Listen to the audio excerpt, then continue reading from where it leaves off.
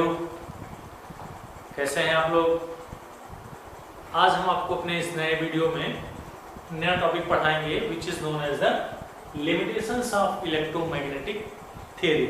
जैसा कि मैं आपको इलेक्ट्रोमैग्नेटिक थ्योरी पिछले टॉपिक में या पिछले वीडियो में पढ़ाया था, तो आज हम डिस्कस करेंगे limitations of the electromagnetic theory. इस थ्योरी को पढ़ाने से पहले मैं आपसे रिक्वेस्ट करना चाहता हूं, अगर आपको मेरा ये वीडियो आपको अच्छा लग रहा हो, अगर आपके लिए ज्ञानवर्धक हो, तो प्लीज़ इसको लाइक, सब्सक्राइब और शेयर ज़रूर करें, क्योंकि यही आपके लिए एक तरह से कह लीजिए कि this channel I am not made for the entertainment. ये चैनल मैंने आपको एडुकेट करने के लिए बनाया है, तो आप इसको चाहे गुरु दक्षिणा मान लें, चाहे जो मान लें। तो मेरा चैनल आप ज़्यादा से ज़्यादा लाइक करें, ज़्यादा से ज़्यादा शेयर करें और लोगों से सब्सक्राइब करवाएं, जिससे मुझे मोटिवेशन मिलता रहेगा, मैं आपको अच्छा वीडियो आप तक पहुंचाता रहूँगा। ओके, तो हम शुरू करेंगे limitations of the electromagnetic theory. Limitations of the electromagnetic theory, electromagnetic theory जो मैं आपको बताया था, वो इसका क्या लिमिटेशंस था। This electromagnetic theory could not explain, मतलब यह इलेक्ट्रोमैग्नेटिक थ्योरी इन फॉलोइंग पॉइंट्स को एक्सप्लेन करने में नाकाम रहा। जैसे हम कहेंगे black body radiations, photo electric effect and line spectra of with special difference of the to the hydrogen. इन तीनों पॉइंट्स को वह एक्सप्लेन करने में असफल रहा, तो इसीलिए इसके लिमिटेशंस मैं आपको बताऊंगा। तो ब्लैक बॉडी रेडिएशंस क्या है, फोटो इलेक्ट्रिक इफेक्ट क्या है, और यह जो इलेक्ट्रोमैग्नेटिक रेडिएशंस था वह हाइड्रोजन के समान एक ही इलेक्ट्रॉन वाले आयन से आइटम की व्याख्या कर पाया, एक से ज्यादा इलेक्ट्रॉन की व्याख्या करने में असफल रहा। तो we will discuss one by one. सबसे पहले है black body radiations. Black body radiations क्या होते हैं, जैसा कि मैंने यहाँ डेफिनेशन बताया है, लिखा है कि अगर कोई भी सब्सटेंस है, उस सब्सटेंस को अगर हम हीट करें, तो हीट करने पे दे आर जस्ट इजेक्टिंग या एमिटिंग द इलेक्ट्रॉन्स। जैसे कि लिखा है, if a substance being heated is a black body which can emit and absorb all frequencies, the radiations emitted is called the black body radiation। कोई भी substance अगर heat किया जाता है, बस उस सब्सटेंस की खासियत होनी चाहिए कि which can emit and absorb all the frequencies। तो अगर हम उसको गर्म करते हैं तो they are just radiating या emitting electrons, इसी को कहते हैं ब्लैक बॉडी रेडिएशंस। फिर से जान लें कि अगर कोई substance which can be heated and which can absorb और इमिट ऑल द फ्रीक्वेंसीज, वो सब्सटेंस सारी फ्रीक्वेंसीज को इमिट भी कर सकती है और एब्जॉर्ब भी कर सकती है, तो वहां से उसको हीट करने पे electrons are going to be emitted, और उसी को हम ब्लैक बॉडी रेडिएशंस के नाम से जानते हैं। दूसरा था फोटो इलेक्ट्रिक इफेक्ट। इसको ध्यान से देखेंगे, फोटो इलेक्ट्रिक इफेक्ट क्या होता है बेटा, जब हम किसी मेटल पे कोई लाइट इंसिडेंट करवाते हैं, कोई लाइट डालते हैं, तो वह जो लाइट रिफ्लेक्ट होकर के इलेक्ट्रॉन्स को, जिसे हम फोटो इलेक्ट्रॉन्स कहते हैं, उस फोटो इलेक्ट्रॉन्स का इजेक्शन होता है। Let us see when radiations with a certain frequency, nu naught इसे बोलेंगे, strike the surface of a metal, the electrons are ejected from the surface of the metal. This phenomena is called the photo electric effect. फिर से मैं बता रहा हूं कि अगर कोई मेटल है और उस मेटल की खासियत होनी चाहिए कि उस मेटल पे जब कोई इंसिडेंट लाइट पड़ती है, after that I will make the figure, जब उस मेटल पे कोई लाइट पड़ती है और उस लाइट की फ्रीक्वेंसी मिनिमम होनी चाहिए, that is known as a nu zero. अभी आगे बताएंगे मिनिमम का क्या क्राइटेरिया है, कैसे कहेंगे मिनिमम है कि नहीं है। तो अगर उस पर कोई इंसिडेंट लाइट पड़ रही है, तो वहां से इलेक्ट्रॉनों का इजेक्शन शुरू होता है। These electrons are known as the photoelectrons, और इन इस प्रॉपर्टी को या this phenomena is known as the photoelectric effect. Let us see, जब फिर से यहां से जैसे समझ लेंगे कि अगर कोई मेटल है, कोई अब उस पे लाइट पड़ रही है, तो उनका जब रिफ्लेक्शन होगा, तो that in that reflection they are emitting the electrons, और उसी को हम फोटो इलेक्ट्रॉन्स के नाम से जानते हैं। And this property of the substance is known as the photoelectric effect। अब photoelectric effect जानने से पहले इसको थोड़ा सा समझेंगे कि what is this। अगर हम इसका फिगर आपको बनाएं तो क्या होगा,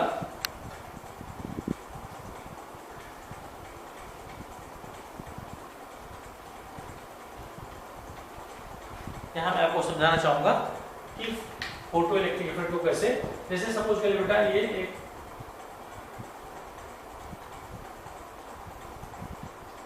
कोई मेटल है और इस मेटल पे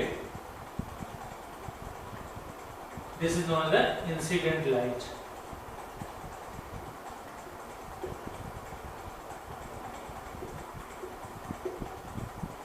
इस पर कोई लाइट पड़ रही है, तो यहां से ये जो इलेक्ट्रॉन्स है, this is known as the electrons. इसको हम कह सकते हैं इट इज द इलेक्ट्रॉन्स। यहाँ भी this is known as the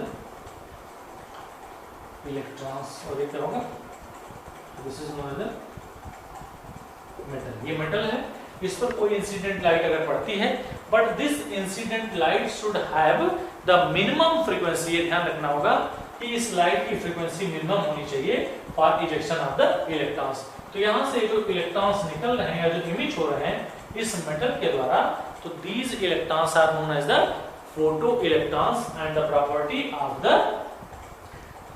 metal या substance is known as the photo, the property is known as the phenomena is known as the photo electric effect। Photo electric effect में क्या होता है कि जब किसी भी मेटल पे कोई लाइट, मिनिमम फ्रीक्वेंसी की लाइट जब डाली जाती है तो इलेक्ट्रॉनों का उत्सर्जन करते हैं, इलेक्ट्रॉनों को इमिट करते हैं, and these electrons are known as the photo electrons and the property is known as the photo electric effect.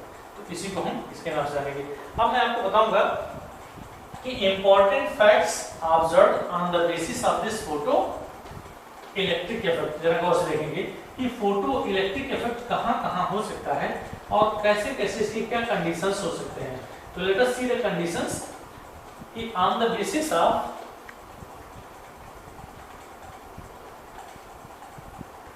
इस फोटो इलेक्ट्रिक इफेक्ट के बेस पे क्या क्या फैक्ट ऑब्जर्व हुए। नंबर फर्स्ट, अगर हम बात करें तो कह सकते हैं कि the emission of the electrons are only possible if the frequency of the incident light is minimum. ध्यान से देखिएगा, नंबर पहला पॉइंट क्या कर रहा है कि इलेक्ट्रॉनों के इमिशन के लिए उस इंसिडेंट लाइट की जो फ्रीक्वेंसी होती है वो मिनिमम होती है। तो आप यहां चाहे लिख लें minimum frequency is required। minimum frequency is required for emission of the electron in case of the photoelectric effect, या कह सकते हैं फोटो इलेक्ट्रॉन्स के लिए minimum frequency of the incident light should be required। Number दूसरा कहता है velocity of photoelectrons। अगर हम इस फोटो इलेक्ट्रॉन्स जो इमिट हो रहे हैं उनकी वेलोसिटी की बात करें तो velocity of the photo electron is directly proportional to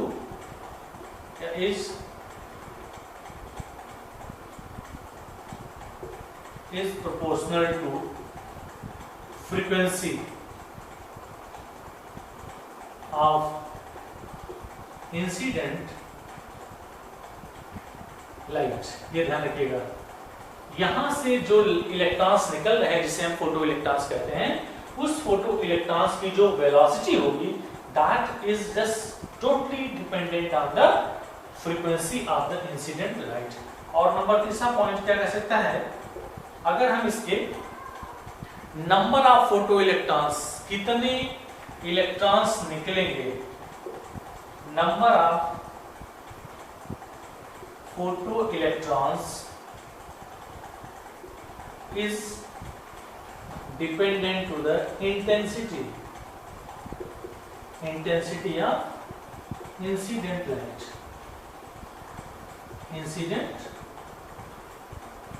light।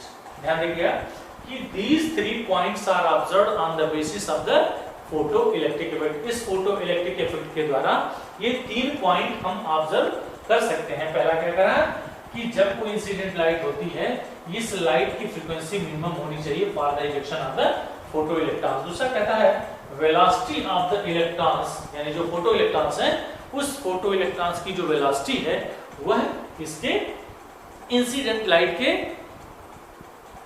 Light की फ्रीक्वेंसी पे डिपेंड करता है। और नंबर तीसरा कहता है कि नंबर ऑफ फोटो इलेक्ट्रॉन्स, कितने इलेक्ट्रॉन्स निकलेंगे उस इलेक्ट्रॉन को जानने के लिए इस इंसिडेंट लाइट की इंटेंसिटी को जानना जरूरी होगा। तो इस तरह से हम जान गए कि यह इलेक्ट्रोमैग्नेटिक थ्योरी के लिमिटेशंस थे। It could not explain the following points, जैसे हम ब्लैक बॉडी रेडिएशंस कह सकते हैं या फोटो इलेक्ट्रिक इफेक्ट कहते हैं। अब इसके बाद मैं आपको बताऊंगा प्लांक्स क्वांटम थ्योरी।